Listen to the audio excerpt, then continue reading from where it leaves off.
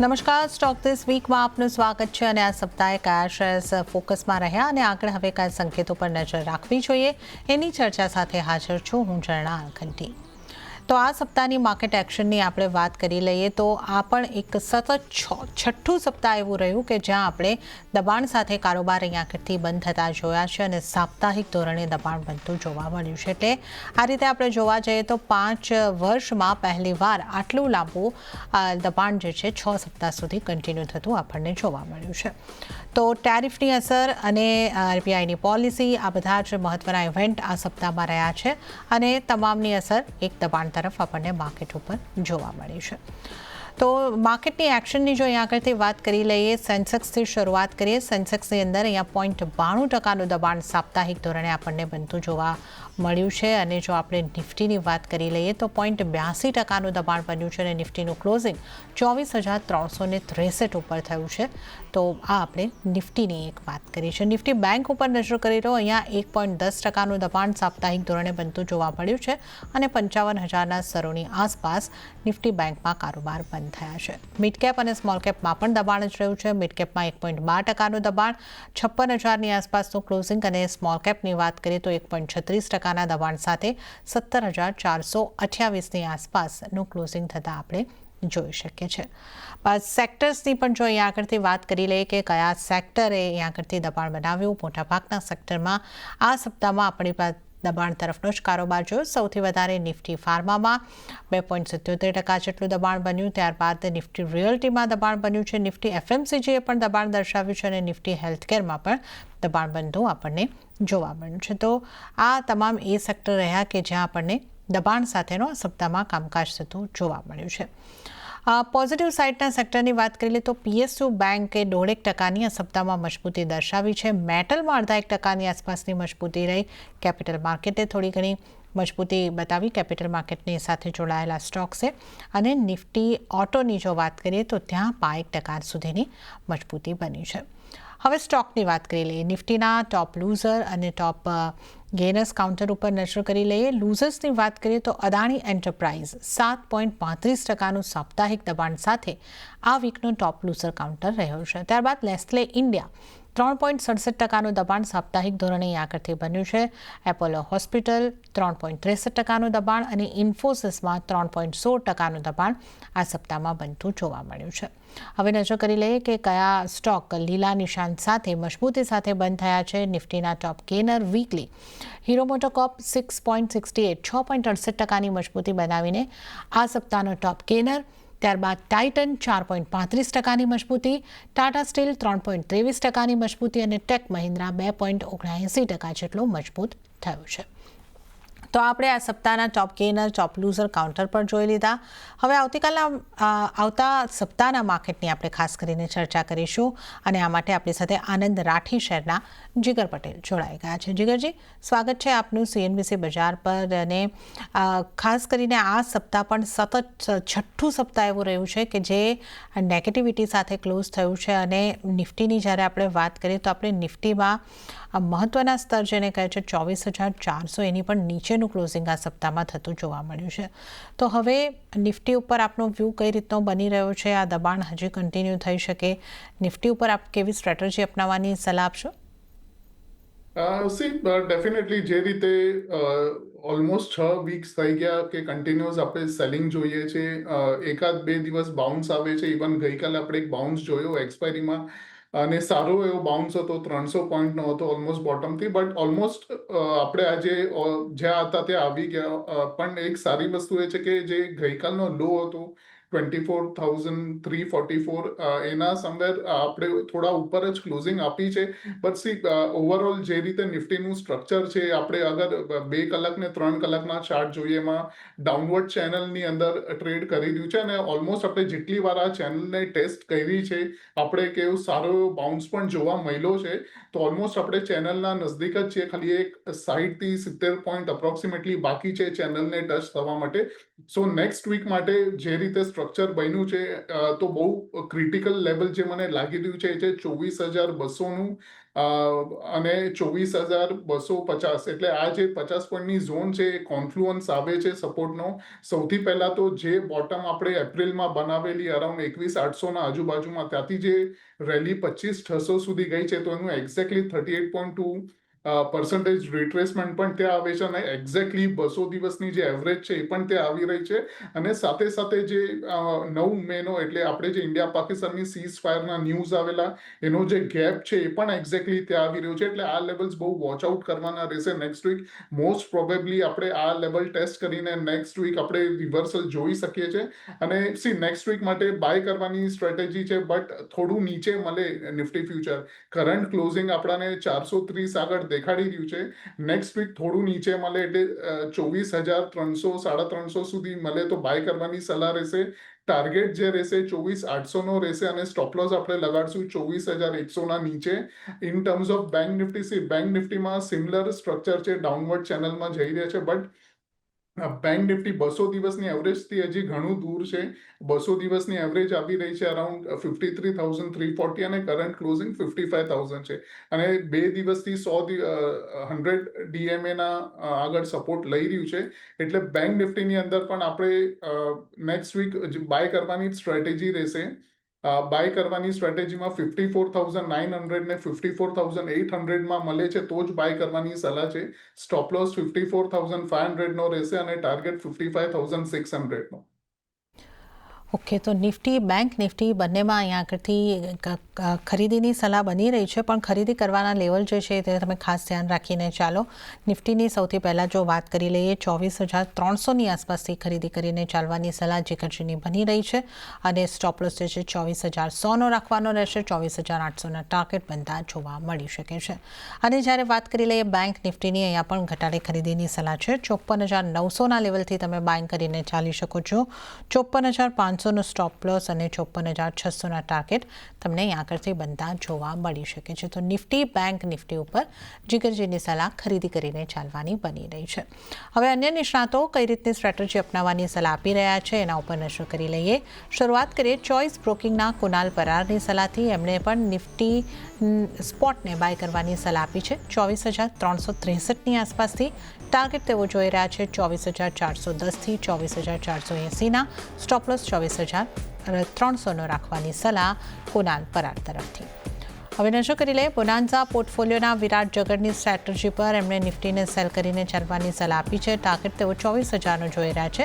Stop loss 24,500નો રાખવાની સલાહ જીગર પટેલ તરફથી બની રહી છે.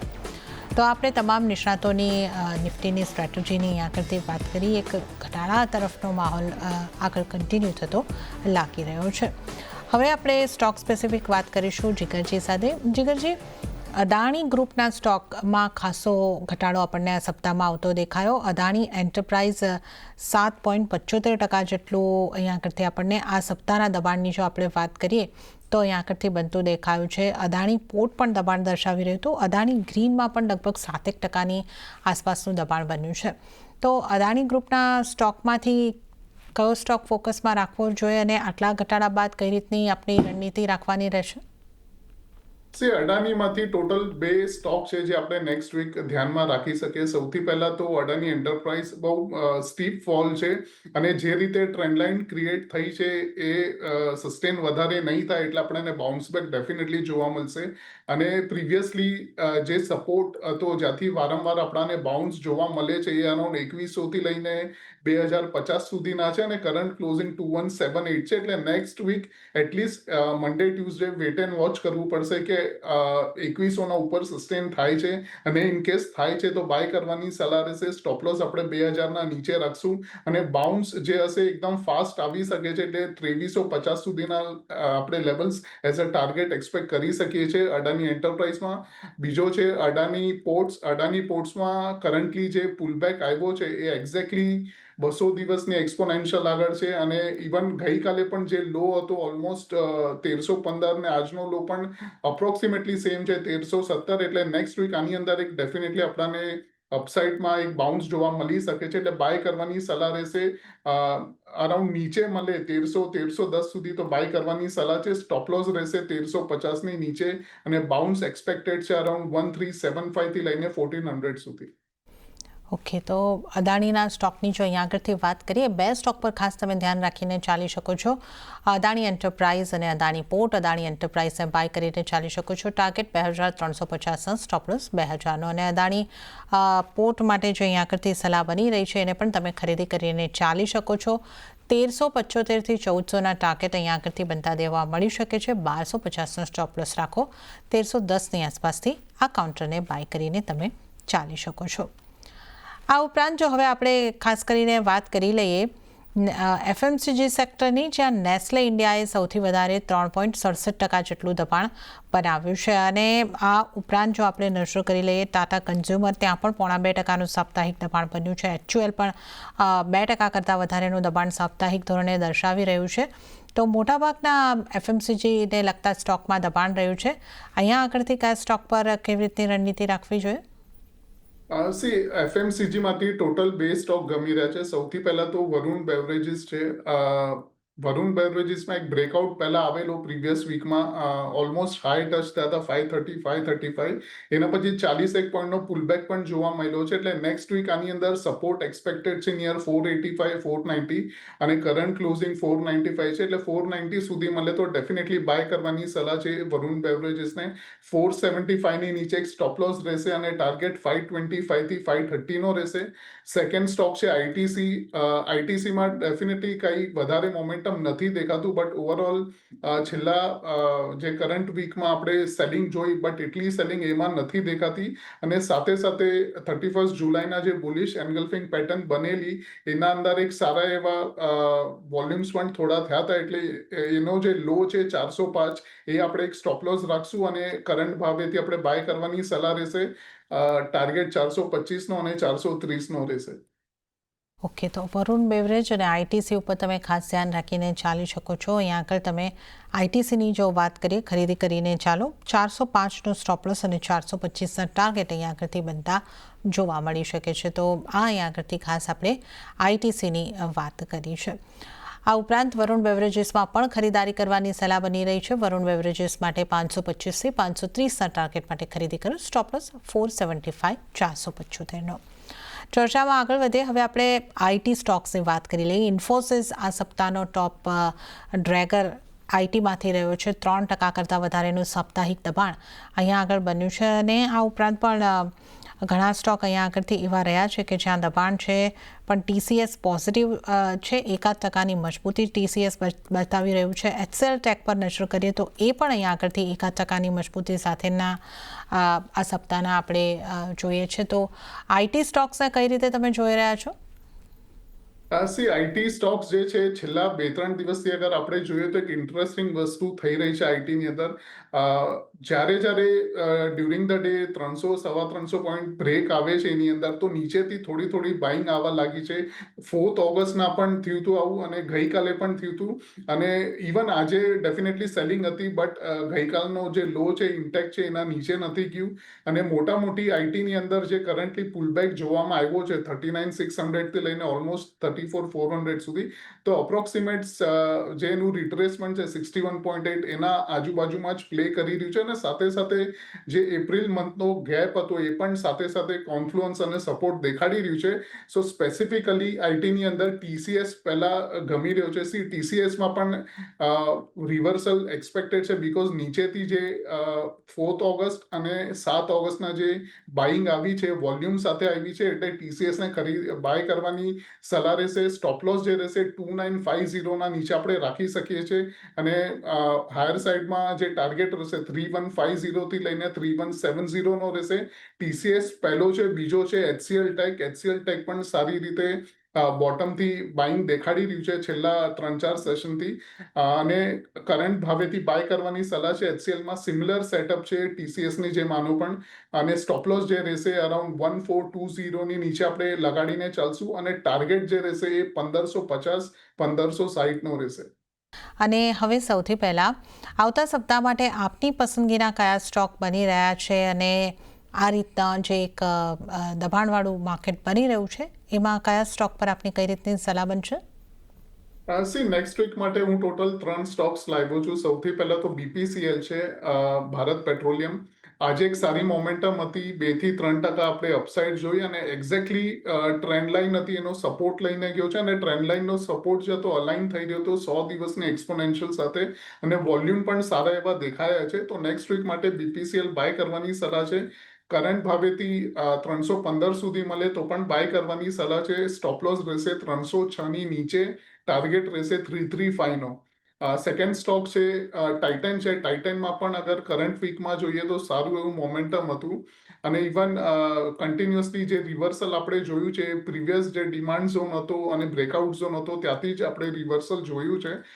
નેક્સ્ટ વીક માટે ટાઇટનને કરંટ ભાવેથી નીચેમાં 3420 સુધી મળે તો પણ બાય કરવાની સલાહ છે. સ્ટોપ લોસ 3380 ના નીચે રહેશે અને ટાર્ગેટ 3600 નો રહેશે. થર્ડ વન HCL ટેક છે.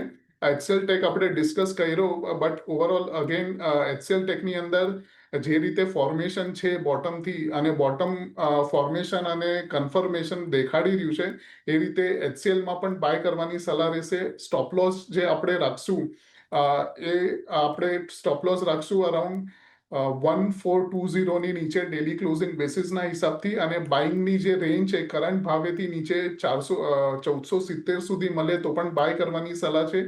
ટાર્ગેટ 1550-1560 નો રહેશે. ઓકે, તો 3 જીગરજીની પસંદગીના સ્ટોક જે બની રહ્યા છે નજર કરી લઈએ. BPCL પર બાય કરવાની સલાહ અહીંયા કરતી બની રહી છે. 315 સુધીના ભાવ જો તમને મળે છે ખરીદારી કરીને, કરંટથી 315 સુધીના ભાવ પર ખરીદારી કરીને ચાલી શકો છો.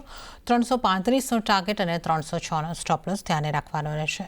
ટાઇટનમાં પણ ખરીદી કરીને ચાલી શકો છો. 3350નો સ્ટોપ લોસ અને 3600ના ટાર્ગેટ ટાઇટનને માટે ધ્યાને રાખીને ચાલો. અને આ ઉપરાંત HCL ટેકની આપણે વાત કરી, અહીંયા આગળ પણ તમે ખરીદારી કરીને ચાલી શકો છો. 1420નો સ્ટોપ લોસ અને 1550ના ટાર્ગેટ અહીંયા આગળથી બનતા જોવા મળી શકે છે. તો આ આપણે જીગરજીની પસંદગીના સ્ટોકની વાત કરી છે. હવે જીગરજી આપણે બેંક્સની ખાસ કરીને વાત કરી લઈએ, કારણ કે બેંકે આ સપ્તાહમાં આપણને ખાસું દબાણ બતાવ્યું છે. HDFC બેંકમાં લગભગ 2%ની આસપાસનું દબાણ છે. કોટક મહિન્દ્રા બેંકમાં પણ એ જ રીતની પરિસ્થિતિ બનતી દેખાય છે. 2%ની આસપાસનું દબાણ. ICICI બેંક તો 2.5% સુધીનું દબાણ દર્શાવી રહ્યું છે. SBIના આ સપ્તાહમાં રિઝલ્ટ પણ રહ્યા અને એ થોડો પોઝિટિવ કાઉન્ટર અહીંયા આગળથી રહ્યો છે. તો બેંક્સમાંથી આપની કઈ રીતની સલાહ બનશે? બેંક્સમાં SBI ગમી રહ્યું છે. જે રીતે ટ્રેન્ડ લાઇનનો સપોર્ટ કન્ટિન્યુઅસલી મેન્ટેન થઈ રહ્યો છે છેલ્લા 3-4 દિવસથી, લેવલ્સ છે અરાઉન્ડ 800 થી લઈને 795 ના અને ઇવન આજે ક્લોઝિંગ 804 ની ઉપર આવી છે અને સાથે સાથે જે રીતે નીચેથી વોલ્યુમ બાઇંગ થતી હતી બટ ઓવરઓલ એટલું ટ્રેક્શન નથી મળ્યું, બટ ઓવરઓલ બાઇંગ દેખાડી રહી છે લોઅર લેવલથી. સો નેક્સ્ટ વીક બાય કરવાની જ સલાહ રહેશે SBIને, બટ એક કન્ડિશન બાઇંગ રહેશે. 810 ની ઉપર ક્લોઝિંગ આવે છે તો ડેફિનેટલી બાય કરવાની સલાહ છે. સ્ટોપ લોસ 790 ના નીચે રહેશે અને ટાર્ગેટ રહેશે 830-832 નો. ઓકે, તો SBIમાં 810ની આસપાસના લેવલ આવે છે તો તમે ખરીદી કરીને ચાલો. 790નો સ્ટોપ લોસ ધ્યાને રાખવાનો રહેશે. 810 અને એની ઉપરના ટાર્ગેટ તમને અહીંયા આગળથી બનતા જોવા મળી શકે છે. 832 સુધીના ટાર્ગેટ બની શકે છે. તો અહીંયા આગળ એક ખરીદારી કરીને ચાલવાની સલાહ SBI ઉપર બની રહી છે. તો બેંક્સની આપણે વાત કરી. ભારતીય એરટેલના સ્ટોકની પણ અહીંયા વાત કરી લઈએ. શુક્રવારના દિવસે ભારતીય એરટેલમાં આપણે 3.25% જેવો મોટો ઘટાડો જોયો અને સાપ્તાહિક ધોરણે જો વાત કરવી હોય તો 2.25% થી 2%ની વચ્ચેનું એક પ્રેશર ભારતીય એરટેલ ઉપર બન્યું છે. આ સ્ટોક પર તમારી સલાહ કઈ રીતની બનશે? ભારતીય એરટેલમાં ઓવરઓલ જે રીતે રેલી થઈ છે એના પછી એક અપ્રોક્સિમેટલી એક હેડ એન્ડ શોલ્ડર પેટર્ન પણ બની છે. નેકલાઇન આજે કેપડાઉન થ્રુ બ્રેક થઈ ગઈ છે. અરાઉન્ડ 1900ના લેવલ્સ હતા અને એનાથી આપણે ઘણા નીચે ક્લોઝ થયા છે. એટલે નેક્સ્ટ વીક અગર બાઉન્સ આવે પણ છે 1900 સુધી તો સેલ ઓન રાઇઝ કરવાની સલાહ રહેશે અને સ્ટોપ લોસ જે રાખશું એ અરાઉન્ડ 1950ના ઉપર રાખશું અને ટાર્ગેટ જે રહેશે એ 1800નો પહેલો ટાર્ગેટ છે, બીજો છે 1780નો. ઓકે, તો આ એક આપણે ભારતીય એરટેલની પણ વાત કરી અને એક ફાર્મા સેક્ટર, હેલ્થકેર સેક્ટરની પણ વાત કરી લઈએ. ડિવીઝ લેબના કાઉન્ટરમાં આપણને મોટો ઘટાડો આવતો જોવા મળ્યો. આ ઉપરાંત ઘણા સ્ટોકમાં એક ટેરિફની અસરને કારણે પણ એક દબાણ બનતું જોવા મળ્યું છે. ફાર્મા હેલ્થકેરમાંથી આપનું કઈ રીતની સલાહ બનશે? કોઈ ખાસ સ્ટોક? ફાર્મામાંથી બાયોકોનમાં જે રીતે સેલિંગ આવી છે ટોપ ઉપરથી અને સારી એવી આવી છે 406ના અપ્રોક્સિમેટ ટોપ હતા અને 345ના અપ્રોક્સિમેટ ક્લોઝિંગ પણ છે એટલે જે પ્રીવિયસ કન્સોલિડેશન ઝોન કે ડિમાન્ડ ઝોન જે છે એ અરાઉન્ડ 335 340ના ઝોન આગળ છે એટલે નેક્સ્ટ વીક અહીંયા એટલીસ્ટ 2 દિવસ પણ ક્લોઝિંગ આપે છે 335ના ઉપર તો આને બાય કરવાની સલાહ રહેશે. સ્ટોપ લોસ 320ના નીચે રહેશે અને હાયર સાઈડમાં ટાર્ગેટ 370 375નો દેખાડી રહ્યો છે. ઓકે, તો બાળકોનો પર ધ્યાન રાખી શકો છો. 370 375 સુધીના ઉપરની તરફના ટાર્ગેટ બની શકે છે. તો એક પોઝિટિવ વ્યૂ અહીંયા આગળથી બાળકોન માટે બની રહ્યું છે. ખરીદારી કરીને ચાલી શકો છો. તો આ ફાર્મા સેક્ટરમાંથી આપણે ખાસ અહીંયા આગળથી ચર્ચા કરી છે. હવે જો ડિફેન્સ સેક્ટરમાંથી મઝગાંવ ડોક પર નજર કરીએ તો ત્યાં આ સપ્તાહમાં 5% જેવું દબાણ બનતું દેખાયું છે. મઝગાંવ ડોક કે ડિફેન્સ રિલેટેડ સ્ટોક પર કઈ રીતની સલાહ રહેશે? મઝગાંવમાં ડેફિનેટલી આજે પ્રેશર હતું બટ ઓવરઓલ જે રીતે સેટઅપ જે છે એ જે 200 દિવસની એવરેજ છે ટોટલ ડેલી એક્સપોનેન્શિયલ એવરેજ અને સિમ્પલ મૂવિંગ એવરેજ હિસ્ટોરિકલી એ જોવામાં આવ્યું છે કે જ્યારે પણ મઝગાંવ ડોક આને ટેસ્ટ કરે છે અને સસ્ટેન રહે છે આના ઉપર તો એક મોટો મૂવ જોવા મળે છે એટલે ડેફિનેટલી મઝગાંવને બાય કરવાની જ સલાહ રહેશે. કરંટ ભાવેથી આપણે બાય કરી શકીએ છીએ. 2,500ના નીચે એક સ્ટોપ લોસ રહેશે અને હાયર સાઈડમાં આપણે 3,000થી 3,100નો એક બાઉન્સ જોઈ શકીએ છીએ આની અંદર. ઓકે, તો મઝગાંવ ડોકને ઘટાડે તમે ખરીદી કરીને ચાલી શકો છો. તો આ સલાહ અહીંયા આગળથી ખાસ બની રહી છે. અને આ સાથે જીગરજી હવે સમય છે આપની પાસેથી રજા લેવાનો. આપના કોઈ ડિસ્ક્લોઝર? પછી આપણે જે પણ સ્ટોક્સ ડિસ્કસ કર્યા એમાં સ્પેસિફિકલી ટાઇટન, BPCL અને HCL ટેક અમે ઓલરેડી ક્લાયન્ટને રેકમેન્ડ કર્યા છે. એમાંના મારી કે ના કોઈ એસોસિએટની પોઝિશન છે. Thank you. જી જીગરજી, આભાર આપનો અમારી સાથે જોડાવા બદલ અને આ શો પર બધું સ્ટોકની ચર્ચા કરવા બદલ. તો આ સાથે જ સ્ટોક ધીસ વીકમાં હાલ પૂરતું આટલું જ. હાલ મને પણ આપશો રજા, પણ વધુ અપડેટ અને સમાચારો માટે આપ જોતા રહો CNBC બજાર. નમસ્કાર.